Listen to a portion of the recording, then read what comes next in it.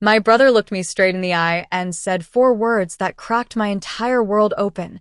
It's only for family.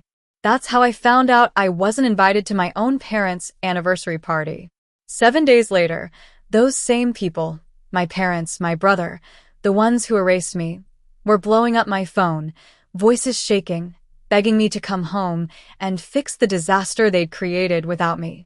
And, for the first time in my life, I didn't rush to save them.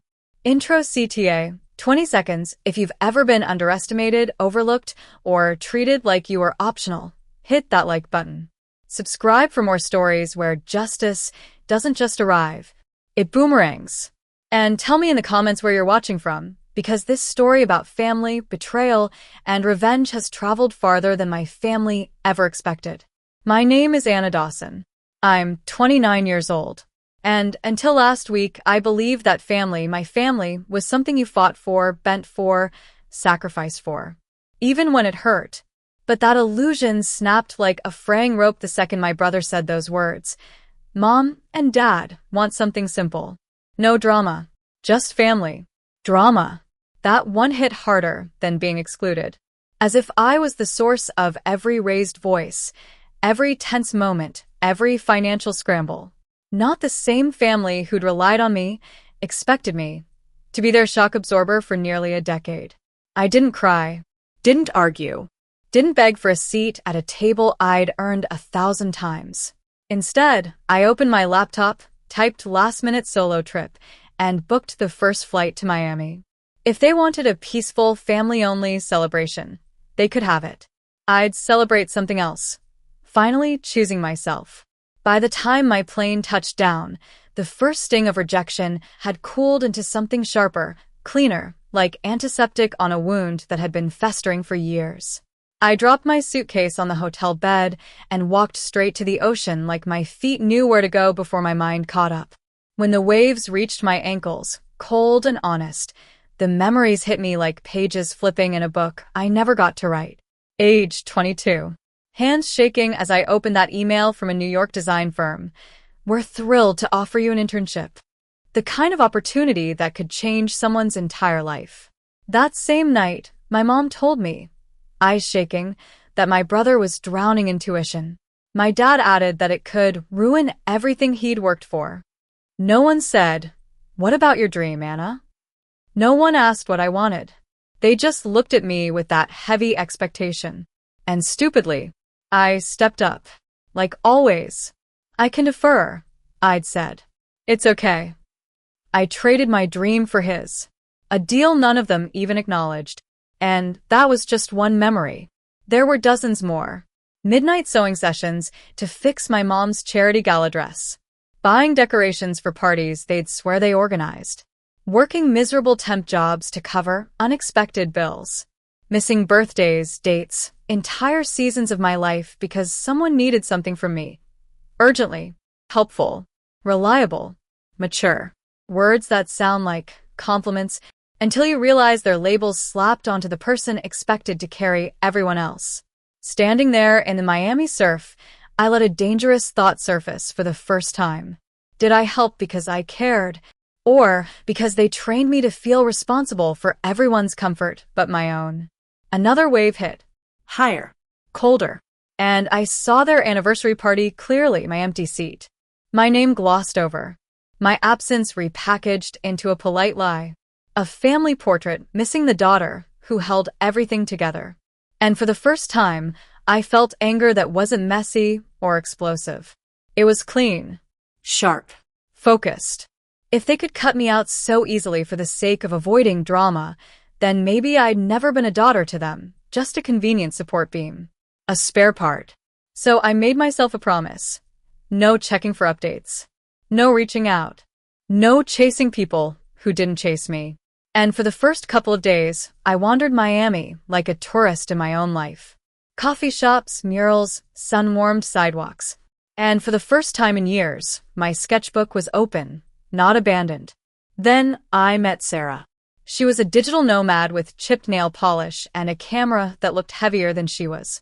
She asked to share my table, and within 20 minutes, we were laughing like old friends. When she learned I was a designer, she said, Show me. I hesitated. I was so used to being invisible that leading with my work felt wrong, arrogant even. But something in her expression, curiosity without expectation, made me open my tablet. And she gasped, "Anna, why aren't these everywhere?" I didn't have an answer. Because family emergencies don't leave space for ambition? Because I'd been told my brother's dreams were the serious ones? She grabbed my tablet and said, "We're posting these. Now." We crafted a simple post. Photos of my designs. A caption about finally putting myself first. And one line, raw and unfiltered, that slipped out before I could stop it. This collection is dedicated to anyone who's ever been told they weren't family enough to be invited. I almost deleted it, but Sarah stopped me. That's the part people will feel. So we posted. I expected a few likes. Instead, the thing exploded. Shares, comments, DMs from strangers saying, "I felt this. This happened to me too. You're so talented. Don't let them shrink you." Someone even wrote, "Imagine being the parents who said, 'only for family' after seeing this." That one made my stomach drop. Because then, old acquaintances from back home started liking it. Commenting. Sharing. Sarah smirked. "Looks like your truth has legs." For the first time, I didn't panic about being seen. It felt like quiet revenge. Not loud. Not petty. Just the truth illuminated for the whole world. I was at a beach bonfire with new friends when my phone buzzed. Once. Twice. 3 times. I ignored it at first. But finally, curiosity won. The screen lit up with messages from my brother. "Where are you? Mom keeps asking. Did you post something? People are messaging me weird stuff." Attached was a screenshot of my post. The old version of me would have spiraled into guilt. But all I felt was clarity. Another text came. "This isn't funny anymore. Things are tense here. Dad's furious. Mom is crying. The venue's a mess. People are asking why you're not coming." For years I rushed in to fix chaos I didn't cause. But this time, I slid the phone into my pocket and walked back toward the music, letting the flames warm my skin while my family's tension crackled miles away without me.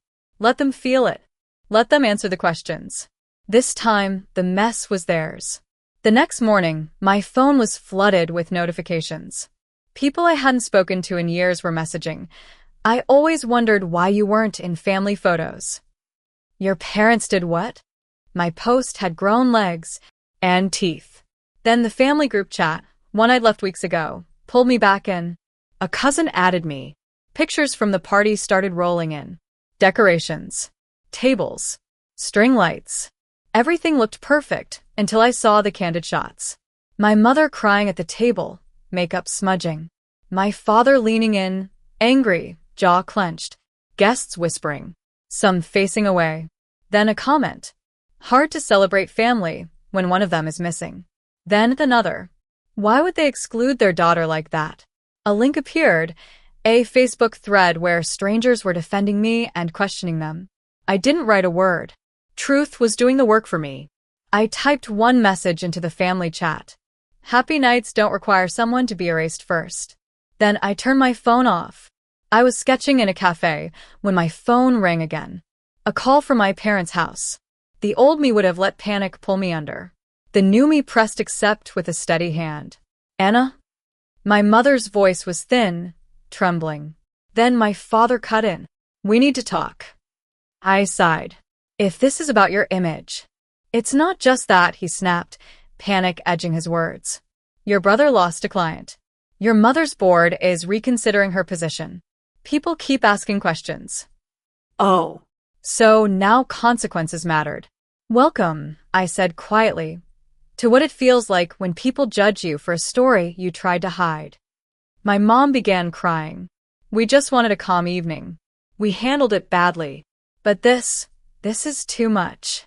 "Too much," I repeated. "You mean the truth?" My father's voice cracked. "We need you to come home. Help us fix this." I closed my eyes. There it was. The invitation I'd waited for my entire life, not out of love, but desperation. But I wasn't that girl anymore. "You don't need me," I said. You need the version of me who never says no. Silence. Thick and scared. What happens if you don't come? My mom whispered. Maybe. I said, you finally learned that I'm not optional. My father asked, so, is that a no? It's a boundary. And with that, I hung up, hands shaking, heart steady. In that moment, I realized something powerful. For years, they assumed my silence was obedience. A lack of boundaries meant a lack of feelings. A lack of protest meant approval. But the second I stepped out of the shadows, the second I told the truth, the entire structure they'd built on my back collapsed. That was the revenge. Not the post. Not the fallout. The revenge was finally refusing to disappear. And watching them scramble when they realized they no longer had access to the version of me that made their lives easy. Sometimes the most powerful revenge isn't screaming or exposing someone. It's stepping back, letting them feel the weight of the space you once held, letting them sit in the silence you carried for years, and realizing you were never the problem. You were the backbone. If you've ever been taken for granted, drop a comment. Would you forgive them and go back? Or keep your distance and let them feel the loss? Hit like if the story hit home. Subscribe for more real justice, real revenge, real healing. And remember, sometimes choosing yourself is the loudest justice of all.